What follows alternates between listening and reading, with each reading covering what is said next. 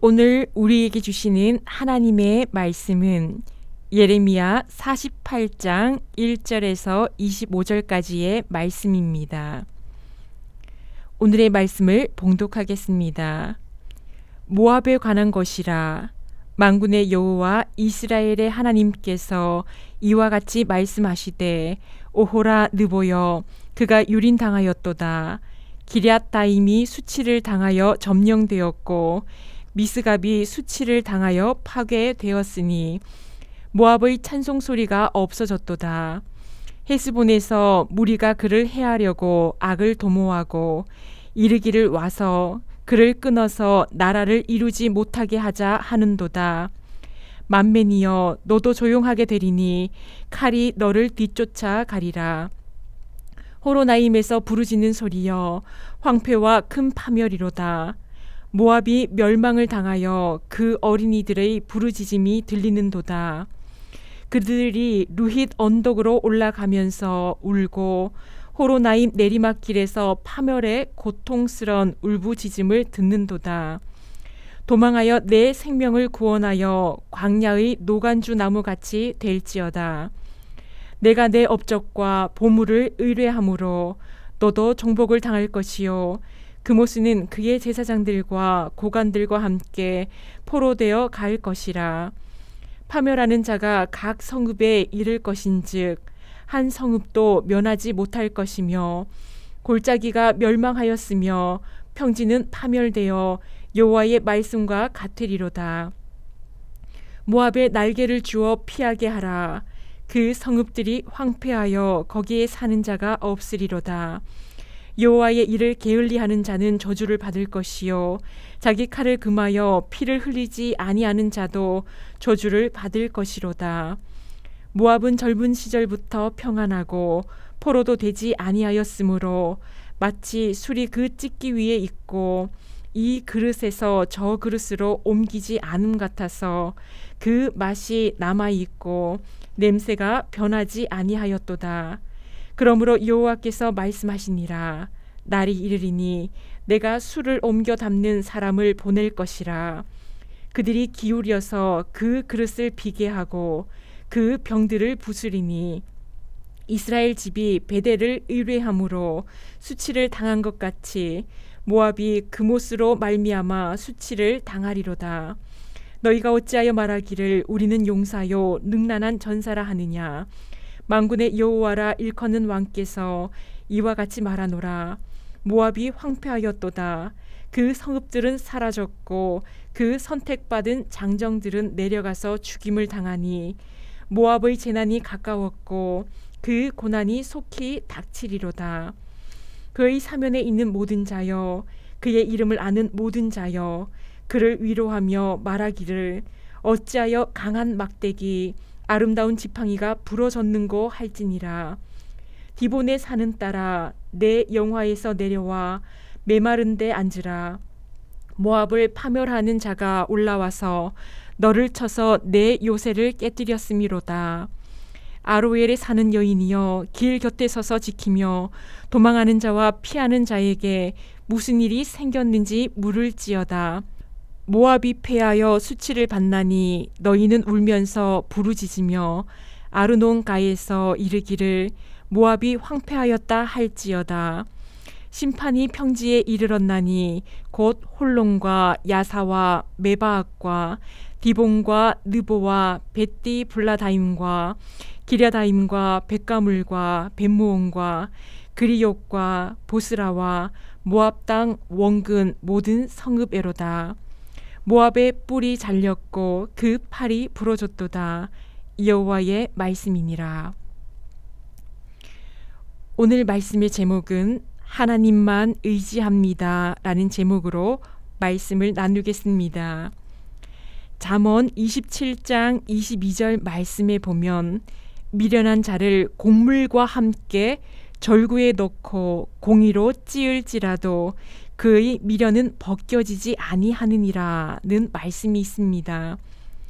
미련을 벗겨보고자 절구에 넣어서 아무리 찌어보아도 미련함이 벗겨지지 않는다고 합니다.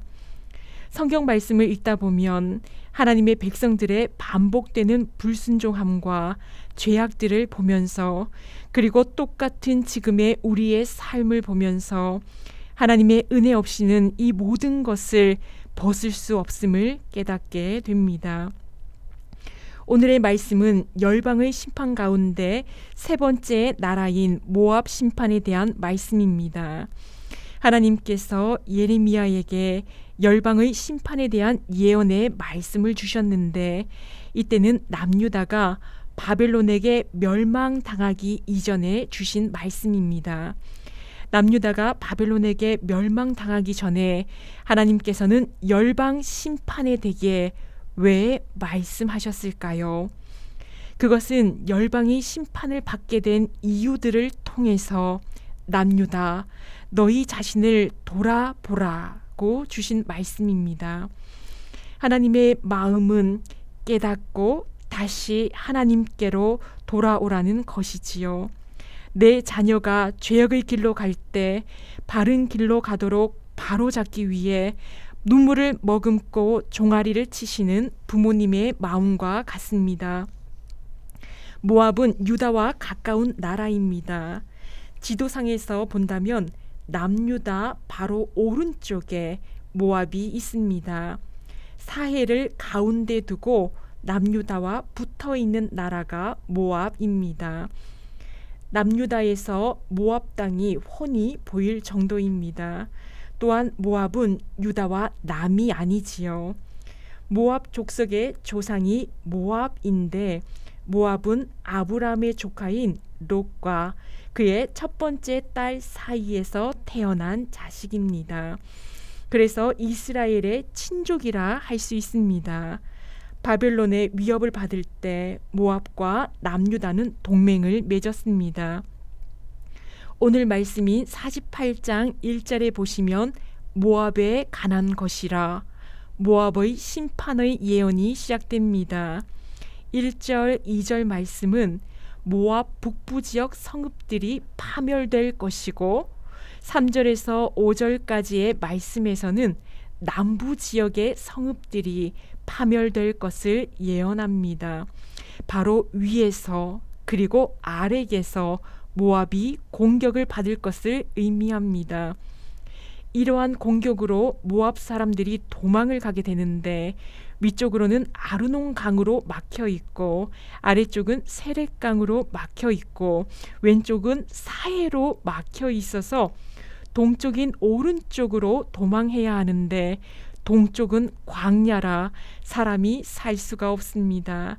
사면초가, 도망갈 데가 없습니다. 6절 말씀에서 그들은 광야의 노간주 나무, 즉 바짝 마른 떨기나무 같은 신세가 될 것이라 말합니다. 모압이 이렇게 심판을 받게 된 이유는 두 가지입니다. 첫째는 그들이 손으로 행한 업적들을 과도하게 자랑했다는 것입니다. 업적이라는 말은 내가 이런 일을 이루었다, 하나님께서 하신 것이 아니라 내가 이런 것을 이루었다는 교만함입니다. 또한 전쟁의 신인 그모스 신이 했다는 겁니다. 그래서 늘 승리할 수 있었다 합니다. 두 번째는 재물을 지나치게 소중히 여기는 태도 때문입니다. 여호와 하나님께서 선택하신 심판의 도구인 바벨론 연합군이 모압의 모든 성읍을 무너뜨릴 것이라 예언합니다. 9절 말씀에 예레미야는 모압 사람들에게 날개를 달아 마음껏 도망하게 하라고 말합니다. 날개를 달아 마음껏 도망한다 할지라도 하나님의 심판을 피할 수 없다는 것입니다. 10절 말씀에서는 여호와의 일을 게을리하지 말라고 합니다. 모압의 심판을 행하는 자에게, 심판의 도구로 선택된 자들에게 모압을 파멸하는 일을 결코 소홀히 해서는 안 된다고 합니다. 이것은 모압이 철저히 심판당할 것을 강조합니다.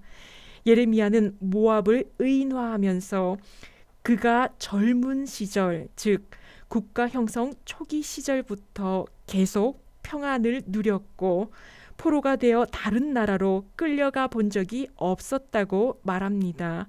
모압은 튼튼한 요새가 있었고 먹을 것도 풍성했습니다. 부는 쌓여가고 우상을 숭배합니다. 모압이 섬기는 우상은 그모스입니다. 모압과 암몬은 같은 우상을 섬겼습니다. 모압은 그모스, 암몬은 몰렉, 밀곰이라고도 부릅니다. 명칭은 다르지만 같은 우상입니다.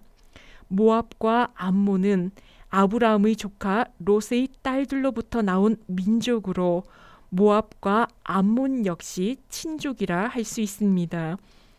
솔로몬 시대의 정치적인 이유로 예루살렘에 그모스 신당이 세워졌습니다. 솔로몬에 의해 들어온 그모스 우상은 거의 400년간 이스라엘 사람들의 종교의 한 부분이 되어버립니다. 남유다가 바벨론에게 망하기까지 이스라엘에 여러 우상들의 산당들이 있었습니다. 그모스는 전쟁의 신이지요. 인신공양, 사람을 바치면 전쟁에서 승리를 한다고 믿었습니다. 열왕기하 3장 27절에서는 모압 왕 메사가 전쟁에 불리하자 그모스에게 그의 아들을 제물로 바치는 사건이 있었습니다. 사람을 바쳐서 얻고자 하는 것은 첫째, 신을 달래고 둘째, 전쟁에서 승리하기 위해서이며 셋째, 잘 먹고 잘 살기 위해서입니다. 이것을 얻고자 자녀를 우상에게 바쳤습니다.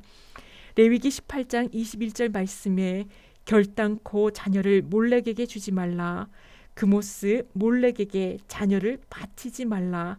이것은 하나님의 이름을 욕되게 하는 것이라고 분명히 말씀하고 있습니다. 그런데 이스라엘과 모압과 암몬이 우상, 그모스를 섬기는 것입니다. 왜 심판을 받게 되었는가를 알 수 있습니다. 25절 말씀에 모압의 뿔이 잘렸고 팔이 잘릴 것이라 합니다. 뿔과 팔은 그모스의 힘을 상징하는데 뿔이 잘리고 팔이 잘릴 것이라는 것은 모압의 패망을 말합니다. 모압이 의지했던 전쟁의 신 그모스, 자녀를 바치면서까지 의지했던 것이 하나님 앞에서 완전히 무너져 버립니다. 하나님 외에 내가 의지하는 것, 하나님 앞에서는 아무것도 아닙니다. 영국의 스펄전 목사님은 이렇게 말합니다. 가난하고 병들고 어려움이 닥칠 때 우리에게는 하나님의 은혜가 필요하다. 그러나 부하고 건강하고 평안할 때 우리에게는 은혜 위의 은혜가 필요하다. 삶이 편하고 풍요로우면 더 이상 바랄 것이 없을 것 같지만 그 가운데서도 연약한 인간은 여전히 죄악 속에 살아갑니다. 부하든 가난하든 평안하든지 환난 가운데 있을지라도 오직 하나님만 의지해야겠습니다. 절구에 넣어 찧어도 벗겨지지 않고 하나님 앞에서 매일 잘못이 쌓여만 가는 미련한 우리는 오직 하나님만 의지해야겠습니다. 기도하시겠습니다. 사랑의 하나님, 오늘도 우리와 함께하여 주심을 감사합니다. 하나님께서 열방의 심판의 이유를 말씀하시면서 그것을 거울 삼아 남유다가 하나님께로 돌아오기를 바라신 것처럼 우리 역시 하나님의 말씀을 거울 삼아 오늘의 열방 심판의 말씀을 거울 삼아 늘 우리 자신을 돌아보게 하옵소서. 하나님의 말씀에 온전히 순종하며 사는 삶인지 하나님 외에 물질이나 자녀나 다른 것을 의지하고 있지는 않은지 돌아보게 하시고 온전히 하나님만 돌아보게 하옵소서. 코로나19가 1단계로 되었지만 여전히 어려움이 많습니다. 사랑의 하나님, 이 어려움을 거둬주시고 더 큰 믿음과 평안으로 회복시켜 주옵소서. 이 모든 말씀 예수님의 이름으로 기도합니다. 아멘.